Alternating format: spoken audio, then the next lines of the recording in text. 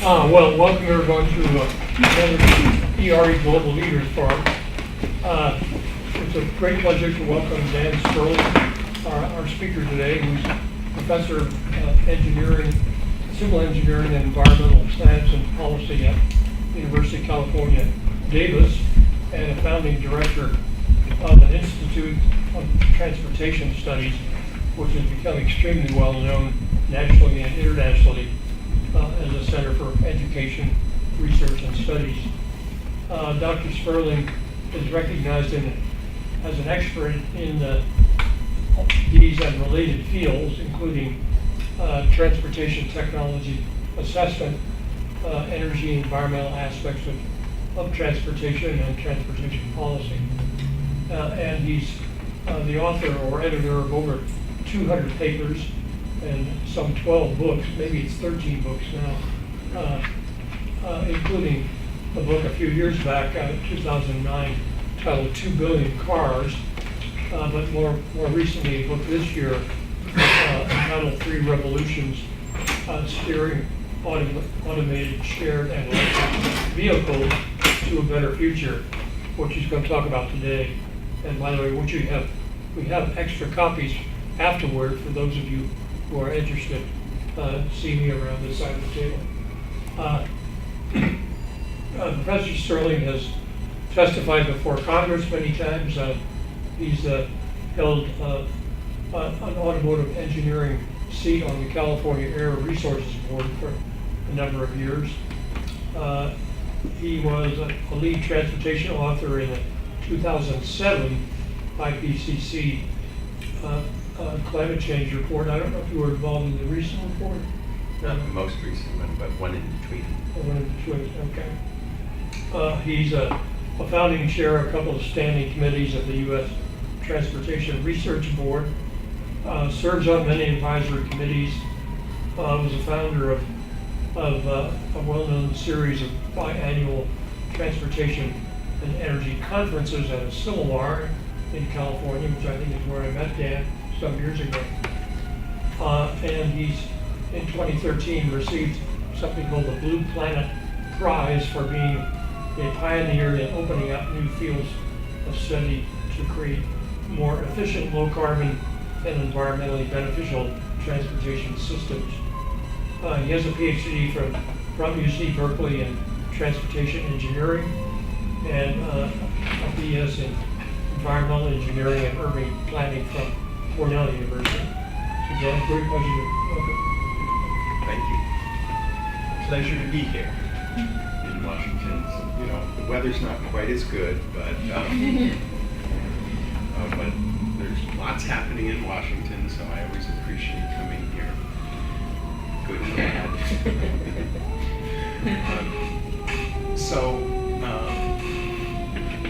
Kind of just to give a little context, I am a professor, but for about 11 years now I've been a board member of the California Air Resources Board, as well said, and that's kind of like crossing the chasm to the other side and learning how the real world of policy and politics works, because that's the organization that we're the ones that set most of the climate policies and air quality policies for California, and that's notable not just because California does it, but because most of what we do eventually gets imitated around the world.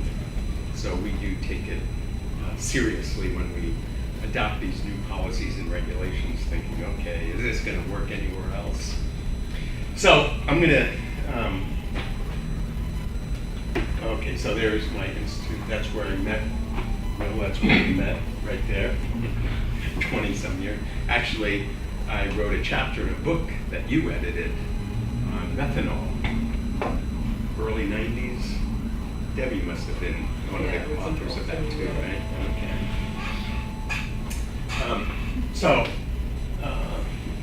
Anyway, so we do lots of, we like to think we are the premier institute for sustainable transportation in the country.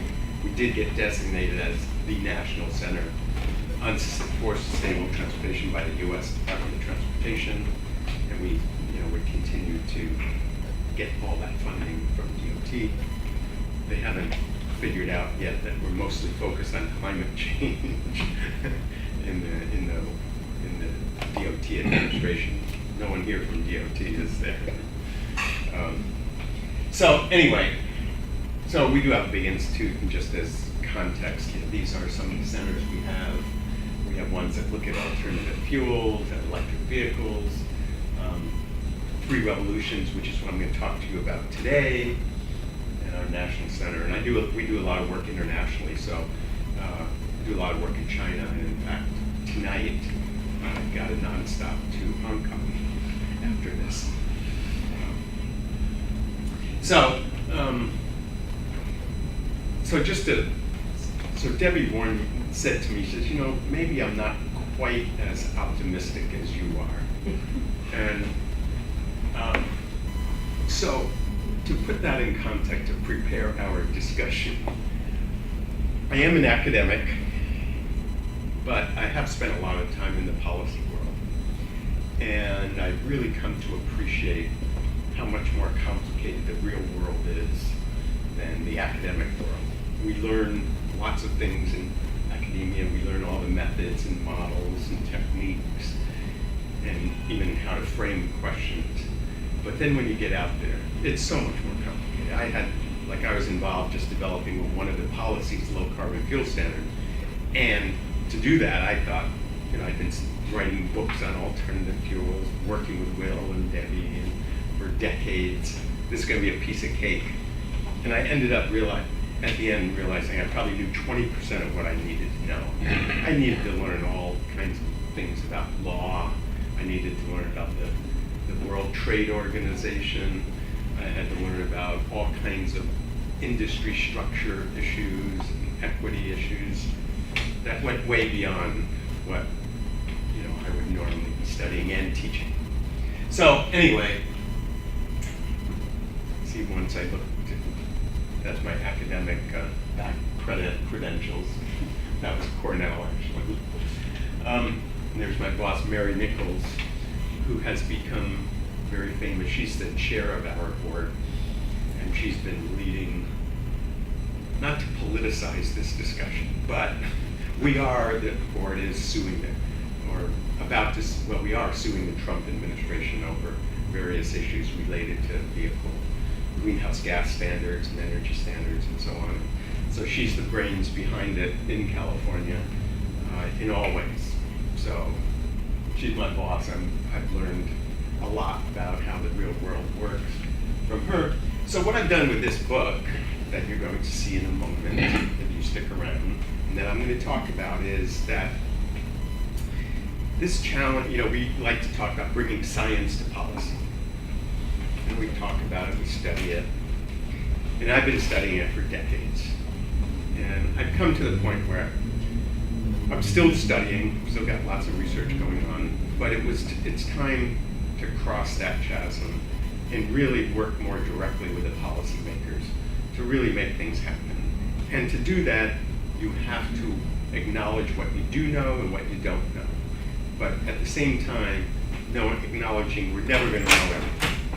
So that's kind of where I am now.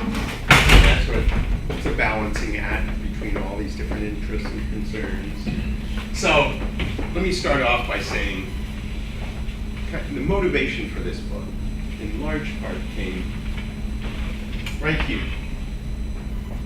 So this is the map inside our car, my wife and I. And we're driving Saturday at 2 o'clock in the afternoon. And so when it's red, that means the freeways are congested, bumper to bumper. This was a normal Saturday afternoon. And all the main freeways are bumper to bumper. I said, this is not working. We've failed in transportation. And that's, in the transportation profession, they don't like me saying this. No one likes to think they've failed. But if you look at it in transportation, so I think most of you are coming at it from an energy perspective, but let me give you a little perspective on the transportation side. So in transportation, so we talk about transit a lot. transit accounts for less than 2% of passenger miles traveled. 2% of travel in the US is transit. And even at that level, it's 80% subsidized. So on average, we pay about 25 cents a mile when we use transit. And then there's You mean public transit? metro buses, metro system, urban rail, urban bus. That's what I mean when I say transit. So it's cost is about $1.25 total cost. We pay 25 cents, and yet it's still at that market level. We've invested billions, tens of billions of dollars in carpool lanes, high occupancy vehicle lanes. And I'll show you a graph in a moment. Actually, the carpool use has gone down. It was about, for commute trips, it was about 20% of commute trips were carpooled in around 1980. Now it's under 10% after we've invested all of this money. So I realize now I got all these acronyms and you don't know any of them. But SOP, single occupant vehicles, is increasing. VMT is vehicle miles traveled, greenhouse gases increasing, congestion is getting worse, travel costs are going up. This to me sounds like a description of a failed system. So, in any case, it's not sustainable. And that's really the point here. We've created a transportation system that's very car-centric. Our cities are car-centric, our transportation's car-centric, our lifestyles are car-centric. Living right here, near DuPont Circle in DC, you probably, if you live around here, you probably don't fully feel it or experience it. But if you look at it big picture, as I said, transit's 2% of the total, for instance. So this is if you need another image of transportation, this is a real intersection in LA, where two freeways are meeting, and there's a lot more going on there. That intersection costs tens of billions of dollars. And so another image to get in your head is that we've gone too far. If that person would get out of that SUV and walk the dog, they would be healthier, it would be a lot cheaper, they'd be using less energy, less greenhouse gases, less. So the point is that a lot of people, especially in certain parts of the political system, say owning a car is a right, it's American, it's a right of Americans, and that we should be able to drive as much as we want. And so the point of this is there's a whole lot of driving that is really low value. Okay, so we have a car-centric, I call it a monoculture because cars account for almost all of our travel. It's expensive, it's resource intensive. We spend $100 billion a year in the US on road infrastructure.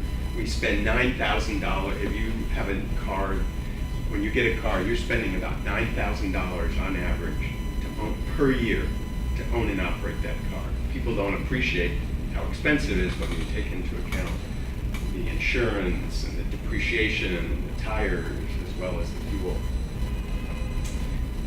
There's over $1 trillion a year we spend in the US on that. Oil, over 70% of the oil is used for transportation, climate change.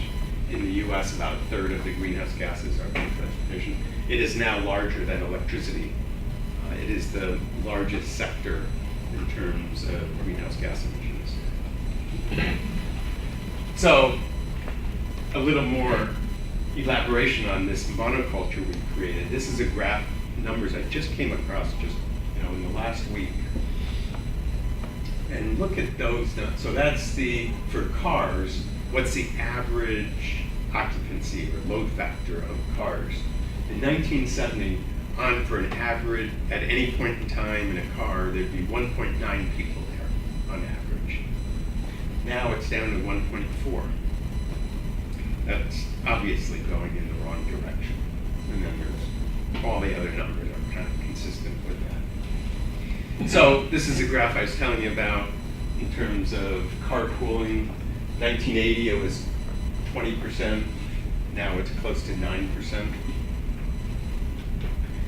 So something's got to change, or hopefully something can change. So if you look back in history on the transportation system, there's been a lot of innovation in the past.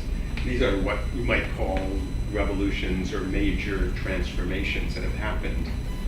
But the last ones were 1950s.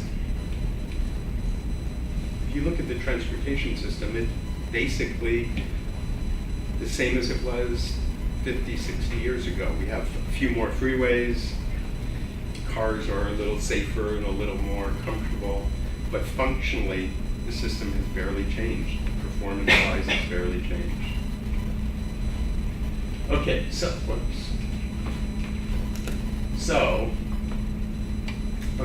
So there's lots of reasons to change. You know, we got all the traffic. So it depends on, you know, where you're coming from. You know, almost everyone agrees there's too much traffic. Social equity, if you have a car-centric system and you either can't afford a car or physically can't drive one, then you are marginalized in our society. So you got that, you got the climate change problem. Can I talk about climate change a lot here in Washington, D.C.? Here. No, In this- not in the White House. In this room right here. We talk about it, so normally in California, it's just a normal conversation. What are we going to do about climate change? And I'll give you, we've got all kinds of laws and regulations. I'll talk about those in a moment. So the epiphany that came out of that, sitting in that traffic congestion and realizing no one has an answer to it. And so we need an answer. So I've come to appreciate that there are these big changes happening in transportation, far more than we've seen, you know, arguably since the Model T, but certainly in the last 50 or 60 years. And there's 3 sets of innovations happening all at once. Not quite at the same speed, but we're on the cusp of all of them. So we have electric vehicles coming in. We have automation of vehicles, autonomous vehicles coming in. And we have the sharing. I call it pooled, and I'll explain in a moment. But Lyft, Uber, I've already used Lyft twice today. And so it's really starting to play a big role. So all of these have the potential to really be transformational for our transportation system and our cities and our lifestyles. So starting with electric vehicles. So I'm not going to talk too much about it, partly because I'm immersed in it. I've been spending so much time on it. I'm very open to any questions, but to me it's really just a question of how fast is it going to happen. But I didn't want to talk about that a lot more. I have just a couple slides on it. I did want to point out that the US is really lagging. China is now is the global leader with electric vehicles. Almost half of all the electric vehicles in the world are in China.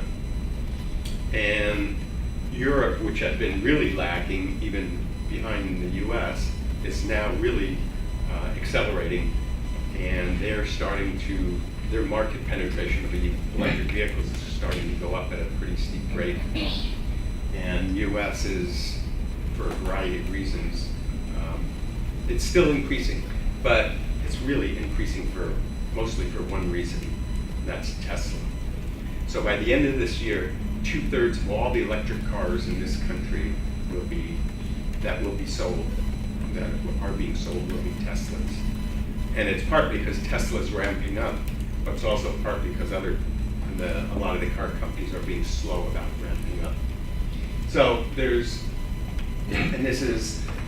it's not just cars we're talking about. In fact, in California, the the adopted policy and law in California is we're going to electrify virtually all of transportation. Not just cars, but also buses and many, if not most, of the trucks as well. In China, just to illustrate what's happening there, Shenzhen, which is one of their larger cities, not the largest, so they have about close to 20 million people, only 20 million people. Every single one of their buses, every single one is electric bus, battery electric bus. 14,000 electric buses in that one city.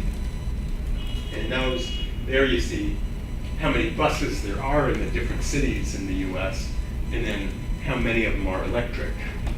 So none here, a few there, a few there. This is as of last year. So China really is racing ahead very fast on electric vehicles in all kinds of ways. In the United States, California is about half of the US, and the other half is scattered around. Okay, I couldn't help myself.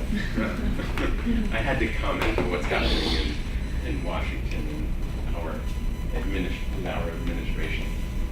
So, from the point of view that we do want more electric vehicles, that's the green, where things are not going well or antagonistic, that's the black. So in the United States, the U.S. withdrawn from the Paris Climate Accord. I guess everyone realizes that we're the only country in the whole world that's not going to be a member. But everyone, do you teach a lot on climate Yes. policy here? Okay, yeah, I should. Between the two of you. Yes. Okay. Anyway, so you get to electric vehicles. The U.S. is phasing out a national tax credit for electric vehicles. There's essentially no funding for charging infrastructure or hydrogen stations. And it's proposing to freeze the greenhouse gas standards for vehicles, which are probably the major incentive to the auto industry to actually produce and sell electric vehicles. So all the green is that lots of states, not just California, are doing a lot in terms of electrifying vehicles and charging infrastructure and so on. Okay, so, as I said earlier, electric vehicles are going to dominate. There's almost no chance it won't happen for light-duty vehicles, for cars and SUVs and pickups and light trucks. All the car companies have the technology, they have the supply chains. They're mostly waiting for either policy to get more aggressive or customers to get more engaged and willing to buy the cars. But they are poised, they're ready, they could ramp up very quickly their electric. In fact, almost every car company announces goals. I know even Porsche, I was just reading yesterday, has said that 50% of they're thinking 50% of their vehicles will be electric by 2025. And that's Porsche, which is catering to a very different clientele than your normal electric vehicle buyer. Well, I would say the same thing about automated vehicles. And by the way, I say automated vehicles, not autonomous vehicles. Okay, so I know this is like Don Quixote flailing away, but because you read it in the media, it always says autonomous. Autonomous, according to the English language, means something that's operating independently of everything else, right? Automated vehicles will not be autonomous, and they're not. They'll be connected to other vehicles, they'll be connected to the road infrastructure, they'll be connected to the traffic signals that are providing information back and forth. So the good news is it's the same acronym, AVs. So I say automated vehicles, and hopefully a few of you will catch on to that. But automated vehicles are going to happen. There's, again, almost no chance that it won't happen. And it's almost definitely is going to sweep across the entire industry. The question there is, just like with electric vehicles, how fast is this going to happen? And there is a lot of question about how fast and exactly how. But I think there's almost no question that our vehicles are going to be automated in the future. So there are many companies already. Okay, and so the question though becomes, for me, this is the crucial question when you talk about automation and automated vehicles and even transportation today. And that is how, let me put it another way. For our transportation system to become sustainable in an economic sense, in an environmental sense, in an equity sense, is the vehicles need to be pooled. That means more than one person needs to be in these cars and in these vehicles. And it's not just cars, but we're talking about buses and e-buses and so on. But we need to increase the load factor. We need to increase the utilization because I showed you that number. We went from 1.9 to 1.4. That is not sustainable, not in terms of congestion, not in terms of economics, not in terms of environment. So the big question, and this is the biggest question that my whole presentation is about, the book is about, is how might we move towards more pooling of our vehicles? And what that means is, to be really revolutionary, is giving up car ownership. If we want a sustainable transportation system, one that's cheaper, one that's more efficient, one that's environmentally better, one that's better from an equity perspective that gives access to a lot more people, we need to have our vehicles pooled. And the good news is many companies embrace that. That is their business model. Uber, Lyft, even General Motors, and a bunch of other companies, because they look at, so Uber and Lyft look at it as people just want a bargain. People are very elastic, price elastic in their behavior. If they can bring the price down a little bit, they will induce a lot more business. And if they get a lot more business, then that means more revenue, more profit. So they are committed, that is the business model of both Uber and Lyft, is to somehow get to pooling. And they happen to think the way to do that is through automation. Because when you don't have the driver, your costs drop dramatically. And so that is where they're headed. And even companies like General Motors, are headed in that direction as well. So being in San Francisco, you see these automated cars running around all over the place because all these companies are testing them. You see them, it's commonplace in San Francisco now to see, and you can tell them because they have these little most of them have these little rotating things on top. So that's how you detect them. All right, so the reason why I am so intent on figuring out how do we get to a pooled future, a sustainable future, is that we are going to go to automation. If we automate our vehicles and just use them the way that we use them now, that the same pattern of ownership, like if you buy a car, instead of being manually operated, now it's automated, the amount of use of that vehicle is going to go way up. So we're doing a lot of research ourselves at UC Davis. We're working on one project with UC Berkeley. Others are starting to try to understand how do people behave. This is all about behavior, by the way, and that's something we don't teach very well in most programs. And yet, central to so much of what we talk about in energy has to do with behavior to understand energy efficiency, price elasticity, and so on. Anyway, we found about an 80% Oh, okay, so what we did is we gave a whole bunch of households chauffeurs to simulate the experience of having an automated car. In other words, anytime you want to go anywhere, you just go out to the car and it takes you where you want to go. When we provided that to households, we got an 80% increase in vehicle use.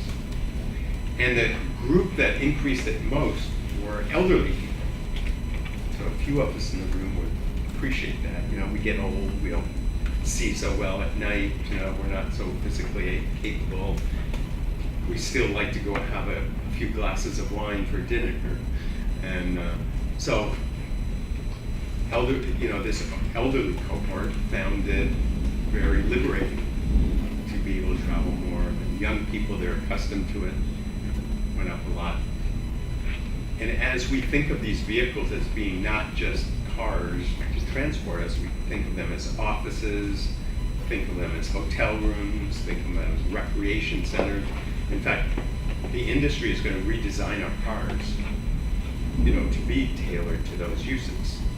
We're already starting to think about it, how to do that. And so now the car is not only a normal car like now, but even more accommodating. Who cares if you have a 2-hour commute in the morning? You know, you watch a movie, you do your work, whatever. So if we have automated cars that are just owned and operated the way they are today, we're going to see a dramatic increase in vehicle use. And that means, you know, all the bad things that go along with that. All right, so pooling is the answer. So this is the last chapter of my book. It's actually called Pooling is the Answer. So this is verbatim, some of the words that I used there. But being a political realist, everything I said about pooling and sharing and giving up car ownership, even in California, that doesn't sell. So I've given like over 60 talks, 70 talks since January, most of them related to this general topic. So I've talked to mayors and city councils, I've talked to senior executives at car companies, I've talked to Uber, Lyft, community groups. And I've really come to appreciate that, okay, this is the message. This is the messaging that I think has to happen for all this to happen. So this is where I put on my policy hat, away from my academic hat, and say, here's the messaging. We need to be selling these ideas in that we are going to increase mobility. Our goal is to increase mobility, increase accessibility for everyone. It's a social equity issue. And at the same time, as well as environmental and transportation, transportation and so on. At the same time, we're going to reduce vehicle use. And the way that happens is through increasing the utilization of our vehicles. So I think this is the way, because even in California, I can't go there and say, go to a politician and say, you should support a strategy or policy to reduce VMT, vehicle miles traveled. The environmental groups are all, gung-ho to support that, but not very many politicians. So anyway, that's my political messaging. All right, so anyway, there's a car. So part of the message, part of this story is that with these vehicles of the future that are automated and cooled, the cost of travel is going to go way down. Right now, we pay about 55 cents a mile to own and operate our cars. That's that $9,000 converted into per mile. We're going to, with these pooled automated vehicles, the cost is going to come way down. And if you have, say we have 2 to 3 people in the car, the cost is going to be something like 20 cents or even less than that, 15 cents passenger mile versus 55 cents. And remember what I said for transit is 25 cents. We're going to be below. So if you had a choice, even of using Metro, which is a great system, or someone coming to your door and picking you up and taking you to where you want to be at less cost, than what you would pay for metro, never mind buses and all the inconvenience. You know, which one are you going to do? Well, you know, the obvious answer is there would be a huge transition to that, in theory. There's one thing wrong with that theory.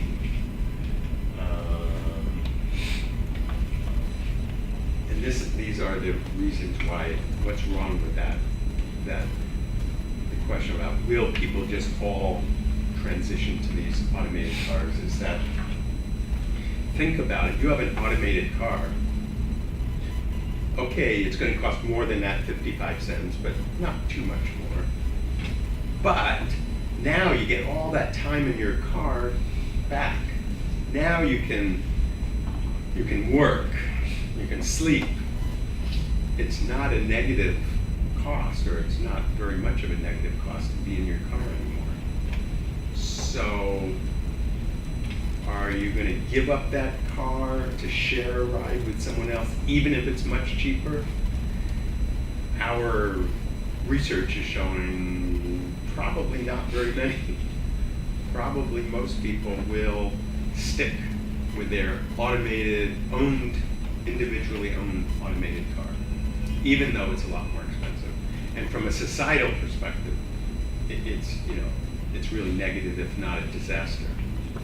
So that's what we end up with and lots of people, they want to have their own car, they throw all their junk in the car, they have lots of reasons to want to have their own car.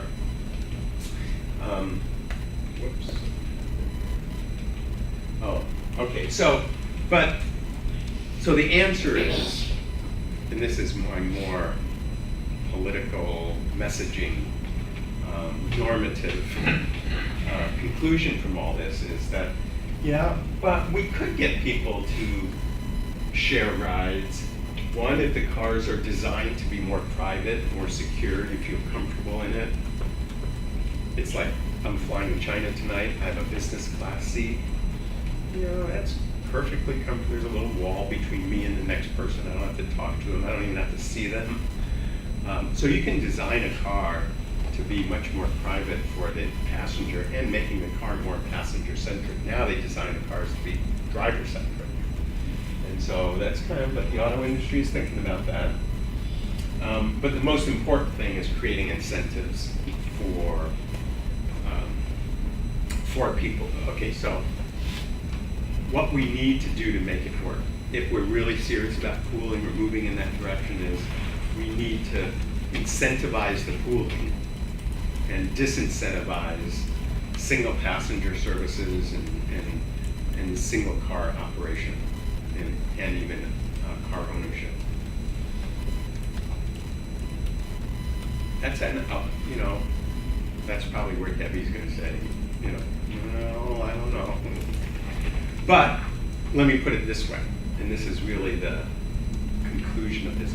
This isn't my concluding slide, but the concluding overarching idea is that if we really are serious about making transportation more sustainable, again, in an economic sense, in an environmental sense, in an equity sense, this is the only way I see to make it happen. This is pooling, start with pooling now, encourage Uber pool and share Lyft rides, and companies like Via and others that do microtransit, as well as supporting them integrating better with our conventional transit system. So anyway, let me move quickly through this. So this is going to be disruptive. So I don't have any presumption to think that this is all going to be easy and just going to even happen naturally. It's not. This is a call for government policy, that we do need intervention to make this happen. And I know in Washington at this time saying things like that just seems alien. But it times change, situations change, and if we're serious about it, because there is going to be lots of disruptions one way or the other, and there already is. So taxis, for instance. Taxis have lost half their ridership in the last 6 years in this country. Almost every single taxi company has either gone bankrupt or is in serious financial trouble. And the main reason for that has been Lyft and Uber. So that's the acronym we use for Lyft and Uber, transportation network companies. But this is what's happening. I mean, it's extraordinary. It's Lyft and Uber. They didn't even exist until 6-7 years ago.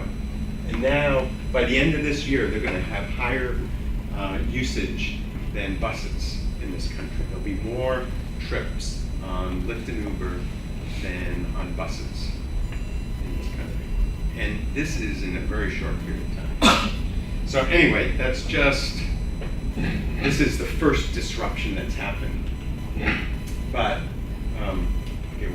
but the other disruptions that are about to happen, rental cars are being disrupted, airport parking is being disrupted already, and it's going to be the automobile companies, the oil companies. This really is going to be disruptive on a massive scale going forward, one way or the other. And okay, there's a jobs issue, but I'll leave that to later if anyone wants to talk. So the point of this is that this equity issue, I've become convinced that it's more and more important. The more I think about it, the more I study it, is that just a little, like this taxis. 40% of taxi rides are taken by households with less than $25,000 income. Taxi, it's a bimodal distribution. There are rich people that use it, and there's poor people that use it. And they're doing it because they don't have access to cars, and transit doesn't serve them well. That is a failure of our society for that to be happening, and the marginalization of so many people. So, as I said, there are huge opportunities here. And as I said, the first point up there is what I said earlier, kind of if we think about it, how do we frame this? How do we think about this system level transition? We should think about it, a way to sell it and think about it is, we want a society, we want a transportation system that's more equitable, more accessible, provides more mobility, while at the same time reducing vehicle use. The vision is we're moving from a car monoculture to a transportation system that is using our vehicles much more intensively, shared rides, less car ownership, and there's lots of insights behind that. If you have questions, we'll talk about under what conditions or why would people ever give up cars. Transit, transit is on a decline. In the United States, in the last 3 or 4 years, 31 of the largest cities' transit operators in the country have had declining ridership. Almost every transit operator is losing bus riders in this country.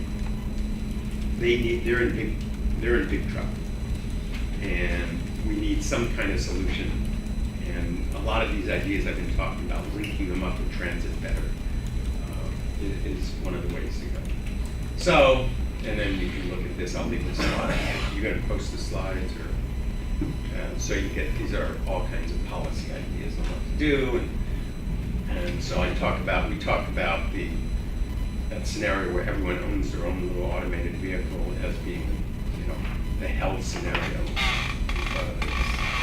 Everything, the system becomes less efficient, more costly, and so on. So actually, this is just a slight bit of advertising. So I've been building up a large center at UC Davis devoted to what we're calling the 3 revolutions. And we have one part that's just research, but we have one part that's policy and engagement. So we're starting to work with states and cities and transit operators and trying to help them figure out how to make this transition to the future, and how to manage these transitions as these new technologies come in. So thank you very much. I hope you get excited about this. This is so important, and it's, and I didn't focus so much on the energy because I think it's almost obvious, because if you reduce VMT and you electrify, then you dramatically reduce energy use and greenhouse gases. So I can get into the details of that, but I wanted to get across this big idea, and I hope that sticks with you. So thank you very much for the opportunity. I've asked my colleague, Professor Bleviss, to give a brief comment. As most of you know, she's the administrative director of the ERE program. She's, over the years, worked as an energy consultant, worked at the Inter-American Development Bank, Department of Energy. Earlier, set up a new organization, the International Institute for Energy Conservation. So she's worked a number of decades in energy and environment. So please. So I've known Dan for a really long time, and I share most of his views. I think the challenge for us is figuring out. It's wonderful to be in California right now, away from this mess. But California is quite a bubble, and those who take my classes are probably tired of my pointing to the California example whenever I point to some sort of well thought out green example. So the challenge for the rest of us in the country is that electric cars are not so green because of our generating mix. And well, we have pockets of activism among states, not a lot of activism. Obviously, we're probably moving towards moving coal out of our generating mix, but probably not gas. So we still have a net challenge in terms of actually being green. Lower greenhouse gases, but not low enough. So that's the first big comment I would make. California is going to get to renewables, all renewables, much faster than the rest of the country. From the point of view of cities in general, the idea that there are poorly functioning transit systems is something we all embrace. The challenge, of course, is that throwing the baby out with the bathwater is really a problem.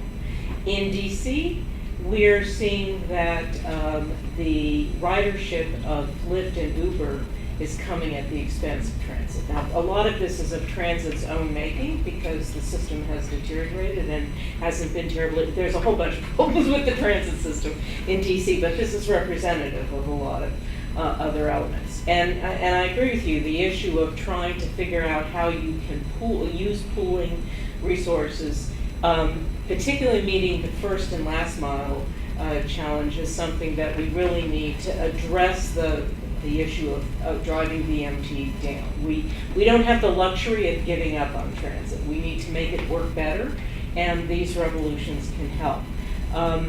The big problem is how do you incentivize correctly? So I'll give an example of a mistake that DC made.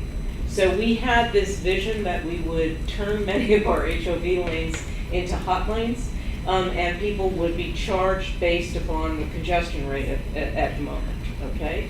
And what has happened is those who can afford to do that, do it. Those who are marginalized either have to pay at great cost for them, or more likely they get off the road and travel through neighborhoods. So one of the challenges we have when we start thinking about road pricing is how do we create it in a way in which we've not exacerbated the problem, but we've actually addressed the problem. This is a big challenge in transportation because I think human behavior and the uncertainty of human behavior is probably more of a challenge in transportation than in any other sector. So I think how we figure this out is important. I would argue a lot on the value of demonstrations.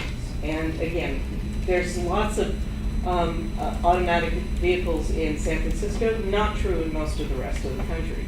So actually doing targeted, you have to have the transit systems cooperating with you, where you're doing pooled and automatic vehicles in that last mile, first mile framework, with a lot of publicity, with the activism and buy-in of the transit system. Now, Lyft and Uber complain that Metro has shut them out here. So that's a big if to be able to get to that point. Another area where there could be a good visible demonstration is in the movement of the disabled. We have terrifically expensive systems that we've put in place in almost all of our cities, big money losers, very inefficient. Customer service is lousy, so that's another area. But we need to have a comfort level with these technologies. And while there may be that comfort level in California, for much of the rest of the country, it's an exotic thing that doesn't make sense.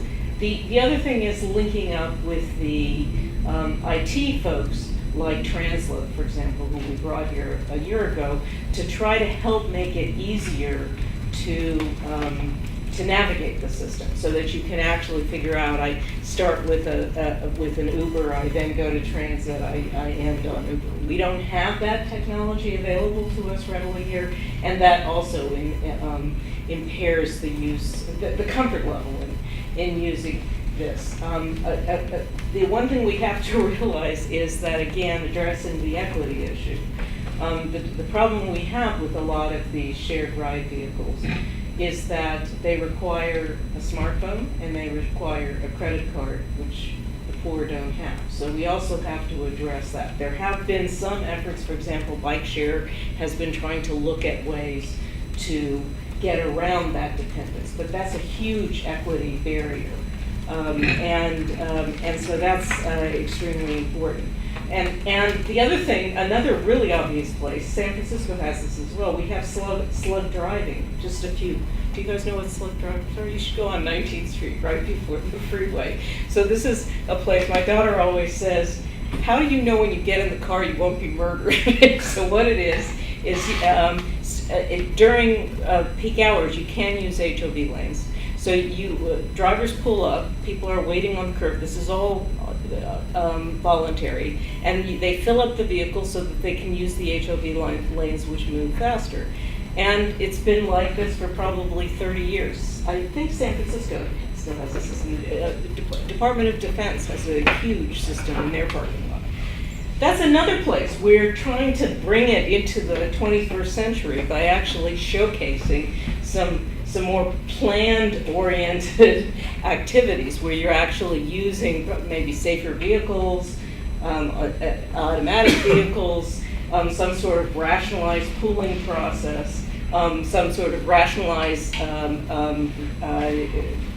transit system where you're actually putting people together when they're going their places. One of the problems with slug cars is a lot of people get in and say, I'm going there, and then you're halfway down there and they say, no, I'm really not going there, and you let them out. So there are opportunities, and I think visibility and publicity is really important to get the comfort level up higher, that these will make a positive impact on people's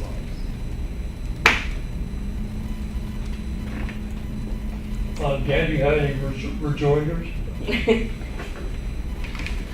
I would say there are policies that, so we just focus on pricing policies. I mean, I do think that I've become an advocate of choice.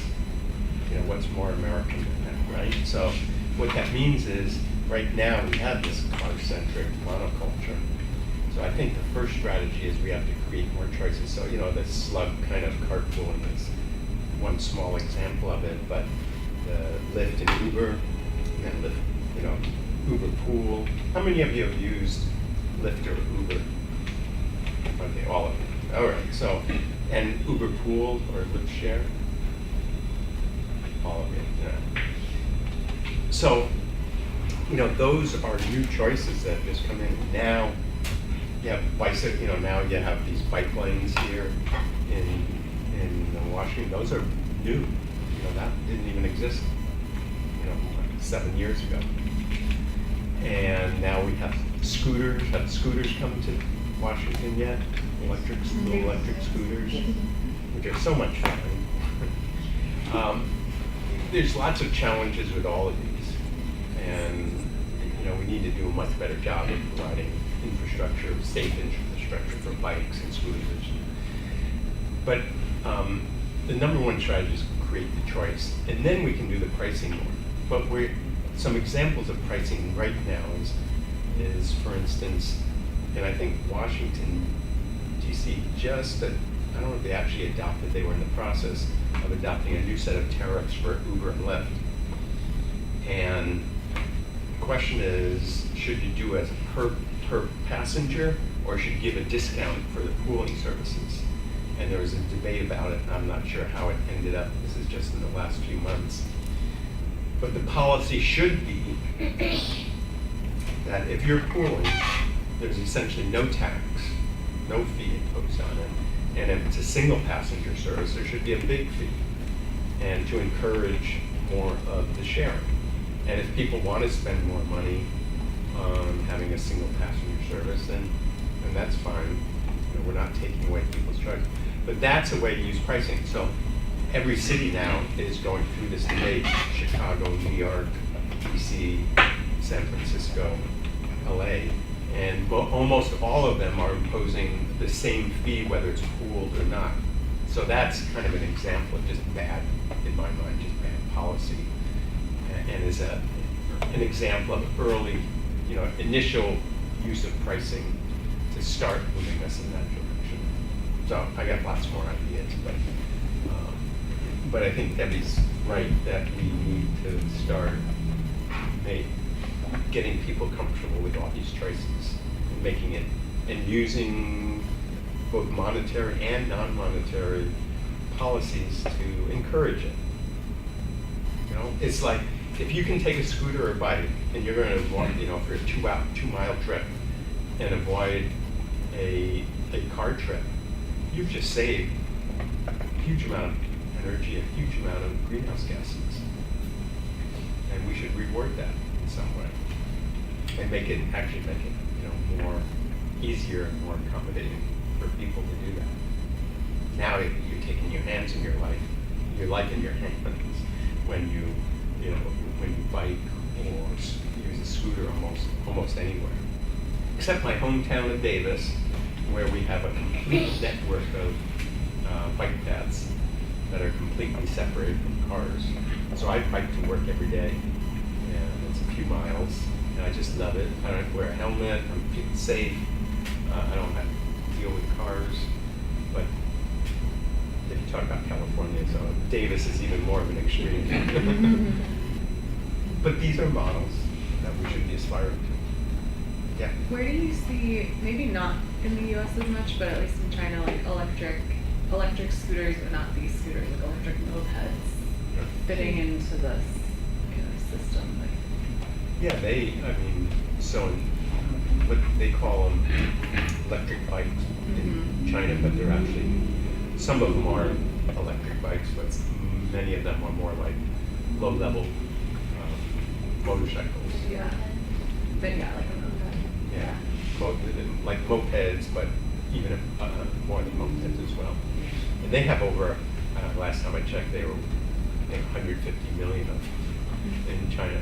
So that was actually the path they took towards electrification. That was the first thing. So it is, I think electric bikes actually are a great idea. So even in Davis, in my town, everyone's got a bike or more.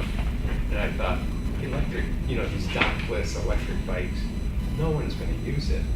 And in fact, they brought them in and they're turning out to be tremendously popular because there's all kinds of situations where if you can just walk out there, hop on something, feel safe, for anywhere from half a mile to, a few miles, and it just get off and do it. It really, it both replaces a lot of car trips, but it also makes it much easier and more pleasant to get around. It rains here a little bit and so on, but I think that's an important part of it, and it makes it easier. Summertime. Okay, so Davis is really hot in the summer. It's not humid, but it's over 100 degrees, dry 100 degrees. Here it's 80 wet degrees.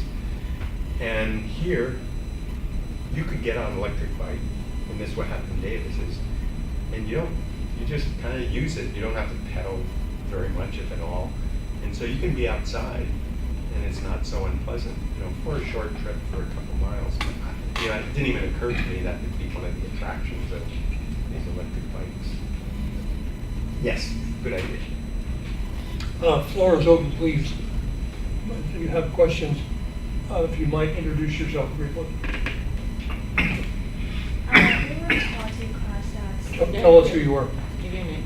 I'm Vicky and I'm from Professor Bleviss class. Professor what? Me. Oh.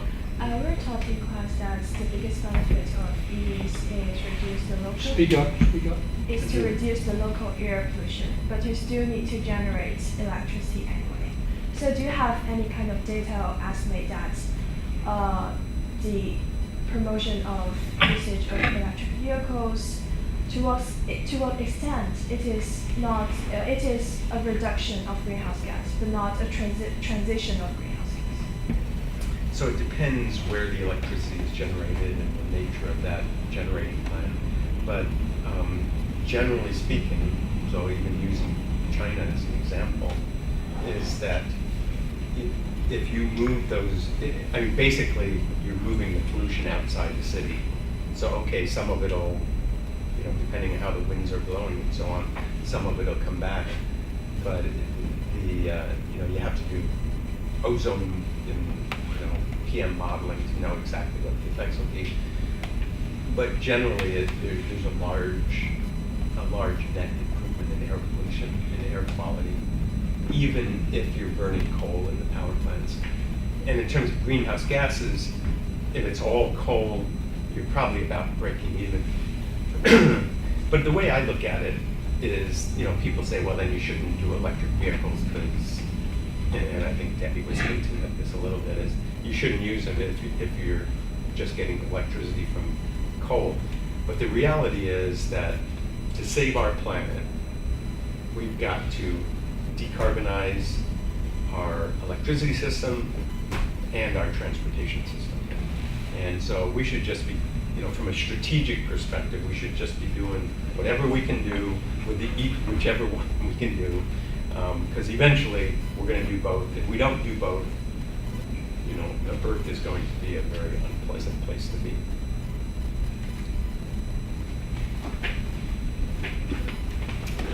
Joe.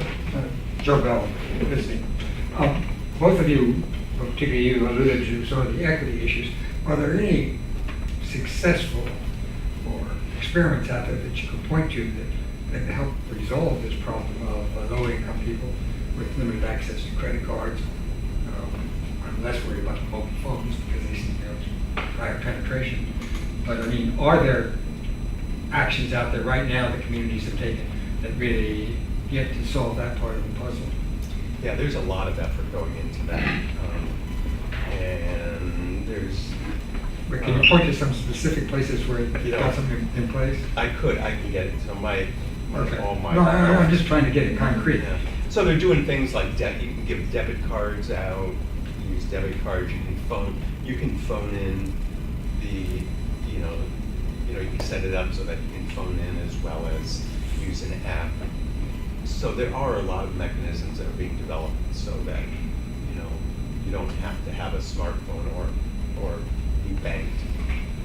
AARP is doing a demonstration in this area with Lyft and Uber. I think, is it countrywide or around here? Anyway, what it is because a lot of folks don't own smartphones, but they're also not comfortable pushing an app on their smartphone. So they call a number just like they would with a taxi. And in many cases, they can use a debit card. I think they can actually pay in cash. It's a comfort level, right? So what you're trying to do is figure out that balancing point where you can pull people in and not turn them off. So for many low income, they don't have debit cards either. So, or there fewer that have debit cards that they're comfortable using. Although you could have debit cards issued from cash machines where people just put in cash. Yes. I mean, a lot of ways you could solve the problem. Right. That's the reason I asked for whether there were examples of how people were actually doing it. Yeah, there are. There's a lot of, I can't help but think of China where no one, almost no use of cash anymore by anyone.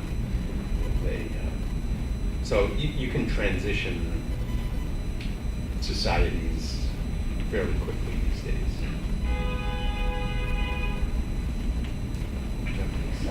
So don't get informed science student.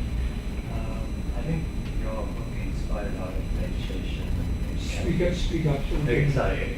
So your concept and your footprints are not a regulation legislation in California, such as the SB 1014, where California recently passed a law saying that shared mobility GMC companies such as Sperling will have to move the payment of transportation of electric vehicles to meet targets by a certain year. I don't think we actually passed that law, did it? I lost track of it, but anyway, go on. Yes. But we're headed in that We're headed direction. in that direction.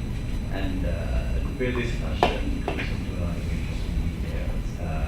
For example, housing conditions, the low-income drivers who like to drive electric vehicle, and the lack of charging infrastructure and business finance, charging infrastructure, especially also the lack of data and availability of infrastructure, and they do not share what is their data at the moment, and we don't know how we should plan the infrastructure if it needs to be how do you engage that with that? So one of Could you restate part of the question, because not everybody heard? So the question is about, I think what you're really getting at is Lyft and Uber electrifying their vehicles, and how does that work? You know, there's all kinds of issues about how do you plan where you put chargers, because do you get data from Lyft and Uber about where they operate and so on. But there is a effort to make for Lyft and Uber to use more electric vehicles, and both companies are embracing and pursuing that. They're providing incentives to the riders, to their drivers. And there's a lot of issues on how you do that, in addition to the ones you said. It's like,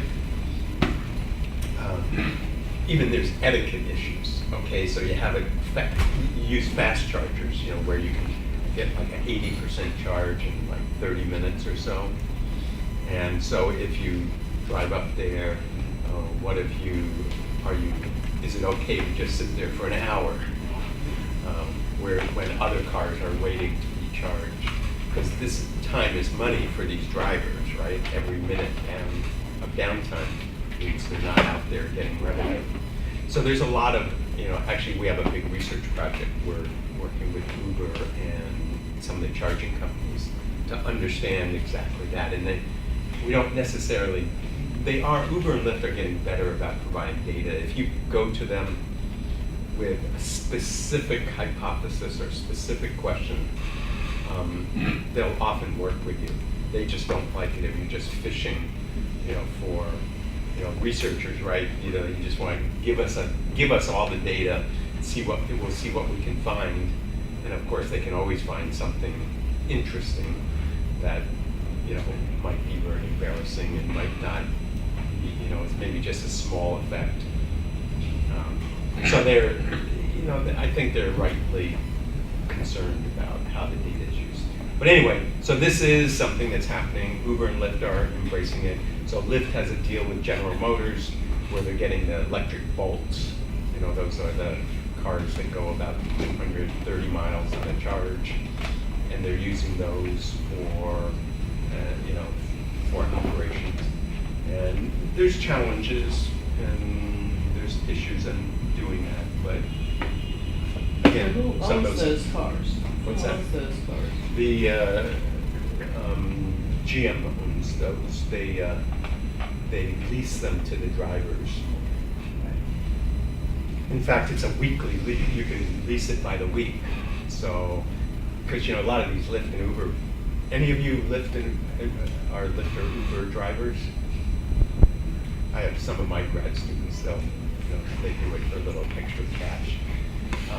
And a lot of people they just do it, at certain times. Students do it, I can tell, when I call one and I notice that the car is sitting right, I know it's a little apartment complex or dorm complex, and it takes them about 3 or 4 minutes to get going.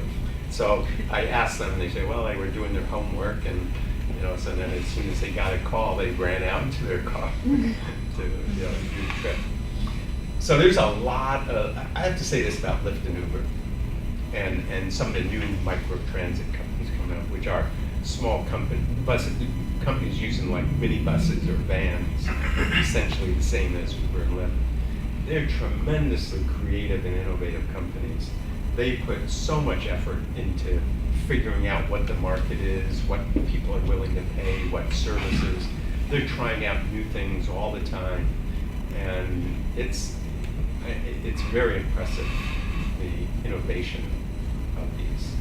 And it's kind of, you know, Debbie, you're talking about matching them up with transit. The problem with transit is that they just don't have the capacity or the culture to embrace a lot of this innovation and these partnerships. And that's the challenge we're having, is how to help transit operators. We've got to help them. And that's a role that at the university that we're taking on, but there's a lot more help needed. You know, maybe in Washington, it would be maybe some of the local universities, maybe Johns Hopkins, you know, start a program here to work with, try to bridge, you know, the gap, to create the linkages between these new types of companies and the transit operators. Lots of need. Can I ask just one more question? Yeah. I mean, the last thing was very interesting. Has anybody done any preliminary work, for instance, let's say in Washington, D.C., between utilizing Metro, the subway system, in combination with these alternative mechanisms for feeding in and handling these problems as compared to the present system? Because if you did it right, principally you should be able to increase the load on Metro and decrease the demand and actually have a better service network.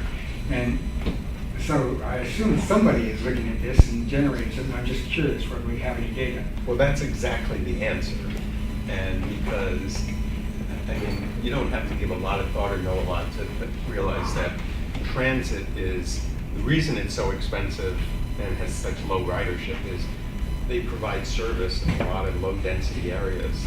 And for various reasons, that's really expensive. They run these big buses out, and it's costing them a fortune, so the average cost is high.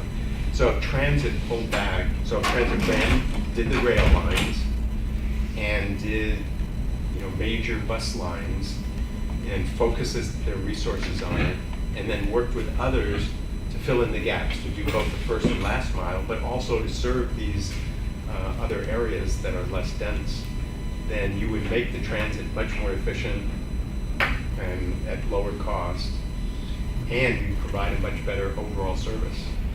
And in this jurisdiction where everybody is looking for tax revenue to support it, if you could make the case this would work, you could actually, in the long run, save a lot of money that people are now confronted with this rather difficult pricing paradigm. Yeah, so it's complicated in the big metro areas because you got unions involved and all kinds of issues. But if you go, and there is some experimentation in the big cities, but if you go to the smaller cities, there's a lot happening there because it's more striking how expensive it is to provide service. So there's a lot of cases with a lot of cities that are sometimes shutting down the bus service, but more likely they're pulling it back to how we were, you and I are just talking about it. And what they'll do is they give a subsidy to Uber, to anyone that uses Uber or Lyft. You get it, up to, I think, one city did, I think, up to $5, but they do different amounts. And so if, in the areas where they pulled back service, and so they ended up providing much better service to people at less cost overall. So they took the money, so what happened is by pulling back the service from some of these less dense routes, they saved a lot of money. They used some of it to improve their main routes, and then the rest of it they used to subsidize Uber and Lyft to provide the service. So I made a reference to Transloc. So this is a company we brought in a few years ago that does this sort of IT optimization. Now you have to have a smartphone, that's the limitation, but what you can do is you want to say, I want to get from A to B, and it optimizes the route and prepays too. So you get the Uber, then you get the connection to the transit, etc. It's exactly what Dan says. They found their most interested clients being smaller and medium-sized cities. And in a city like Washington, it's sort of a, we're fine, we're operating by ourselves, we don't want to deal with anybody else. So it has been a big problem when you're talking about bigger metropolitan areas where the need is, in many ways, it's more complex, but also more severe, that many of these systems are really running in deficit. Well, we haven't And seen there's any been much more of a politicians get a hold of resistance. these ideas to really push them. Yeah. Yeah. Yeah, because, the politics of it are pretty fierce, because, anytime, so, even up to about 2 or 3 years ago, I would have never said about transit what I just said here, because there was no alternative to transit, so you're just trashing transit, and, there's nothing to be gained. Or at that time, there was nothing to be gained, but now we have these other alternatives. And so, there are these options, and there are ways of doing it better. It's tough to sell. Yes. My name is Mahmoud. I'm a student from Germany. If we have all these automated and electric vehicles, what happens to the current ones?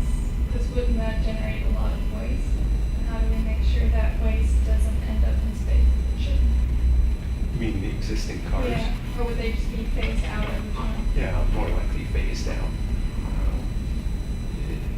I think, we're not talking about this happening overnight or even close to that. I was just wondering where they end up because so much waste isn't really being managed. Europe does a much better job with waste than we do. One of the things on my list of things to do policy-wise is, Europe has an end-of-life regulations. So when you build a vehicle, you have to design it so that it's recyclable, and then you're responsible also for the recycling of the vehicle. We don't have anything like that in the U.S. So I think something to put it, maybe you could do a paper on that. That would be a good topic. We did have the VW recall, which involved a massive number of vehicles. And in which there were issues exactly, restrictions on disposal and how to handle it.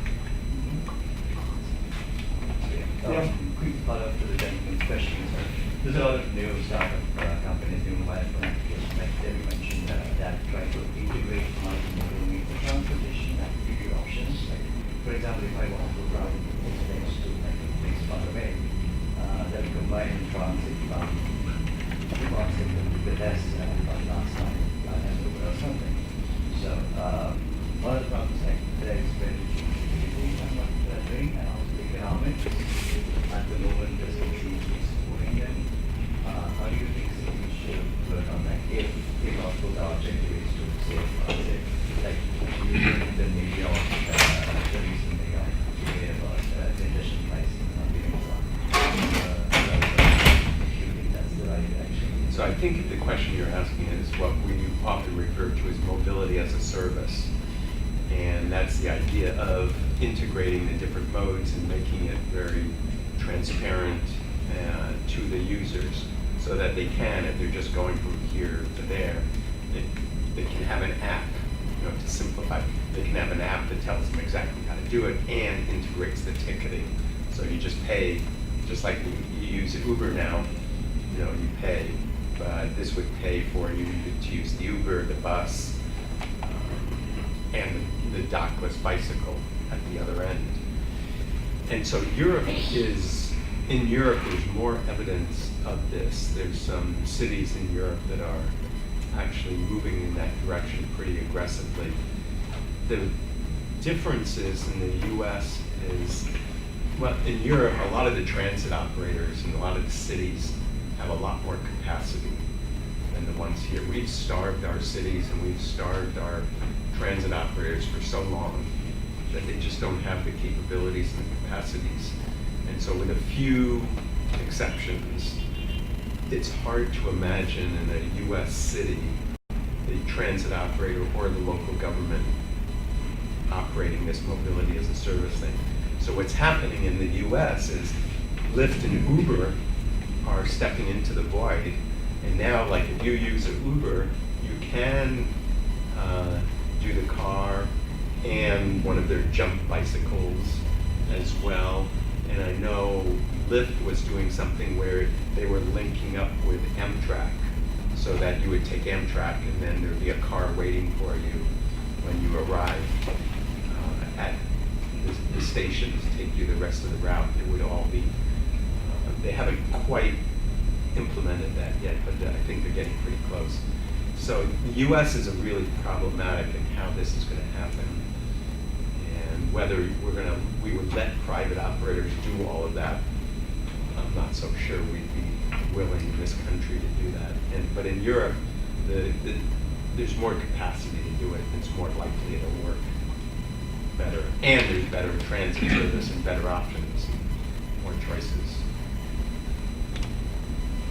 I Yes. have one more question. You were saying that China is actually leading in terms of the electric vehicles, but it's in terms of sales. But if you refer to technology, actually China is lagging behind compared to the US. So I think it's a kind of paradox, because a lot of Chinese domestic car manufacturers today, they're kind of using capital to exchange for technology with overseas companies. For example, Say that sentence again. they're using capital because they have lots of Okay. capital and money to exchange for technologies. For example, they acquiring shares in Daimler, Volvo, just to get these kind of electric car technology. So how do you think this kind of mode works for China? Well, it's certainly unclear how it's going to play out, but China has the advantage. It's a huge market, and government is more interventionist, let's say. When they decide, it's a very decentralized, people don't appreciate that with China. I think, President Xi is directing everything, but it's very different from that. So there, those companies, a lot of Chinese companies are rapidly improving the technology. So it is true, the technology is lagging, but they're getting the scale economies, and they're getting the learning that's helping them push down the costs and improve the technology at a very rapid rate. And you could say the same thing about automated vehicles and artificial intelligence. Same thing, they're lagging behind, but they've got the scale. In that case, they've got huge data, amounts of data they have access that helps them accelerate the artificial intelligence much faster than we do, and much, much faster than the Europeans. So while they're lagging, I think that's a temporary situation given their commitment and given their huge market. It's kind of like what the U.S. did after World War II, having a large domestic market, and we didn't need a lot of exports, of companies here to become very successful because there was a large domestic market. Now China has that advantage. I'm going to suggest we close at this point. We do have a little reception over here, and if you can stay for a glass of wine. Also, don't forget to pick up a free book from Professor Sperling in the box over here. And let's thank both of our speakers if we may.